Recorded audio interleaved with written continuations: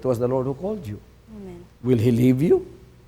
He knows your present, your past, and your future. He knows what's going to happen in the future. Do you think the Lord will leave you? Do you think the Lord does not know what is happening to you? Do you think He will leave you in a quandary and with a big question mark in your mind, not minding you? Is that how bad and how evil God who called you is? That is my mind talking to me. And that is also the way the Lord is showing Himself to me. Meaning, I will not leave you. I am true to my word. Amen. You may pass through these hard trials in life, but this is intentional. This is purposeful. On my part, I want you to go there so that you may trust me more. How can you appreciate heaven? Amen. You can only appreciate heaven if you have been to hell.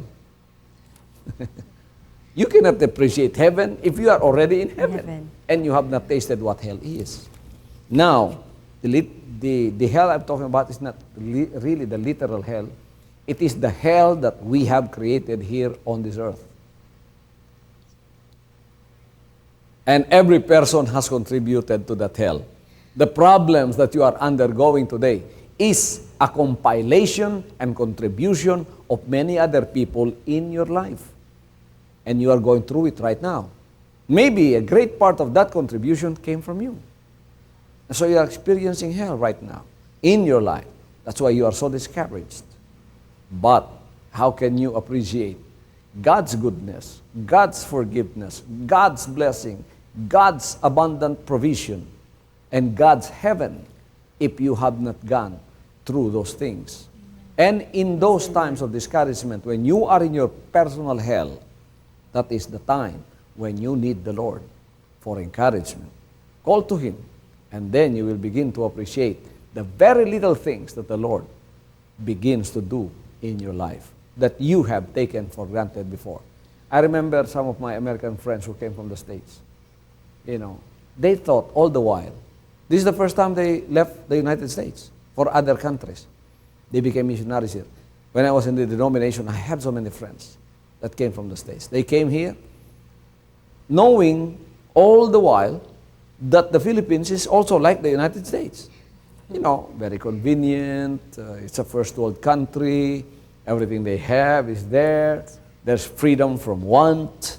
You know, they all have cars. When they woke up one day, when they were born, it was just natural, normal for them to have a bedroom of their own, a bed of their own, a bathroom of their own, a nice house, things like that.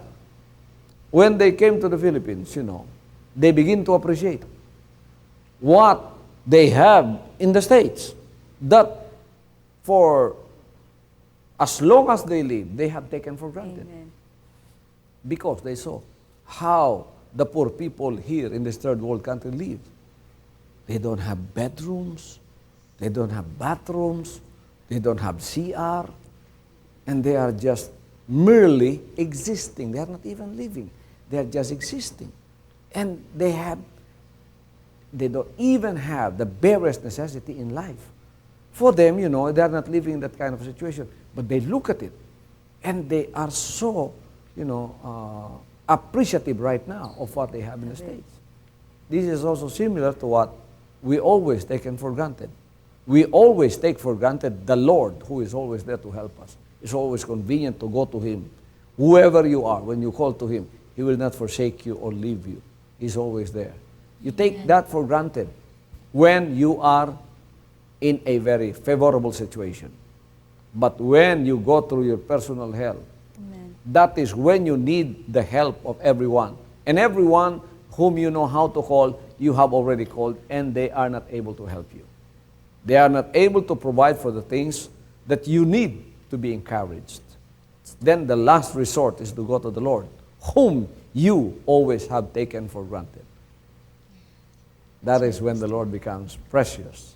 That is when the Lord and His help becomes, you know, just like an oasis in the middle of a desert. The Lord becomes your oasis in the middle of a desert.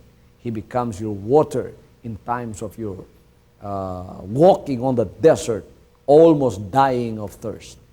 That is when you begin to appreciate the Lord.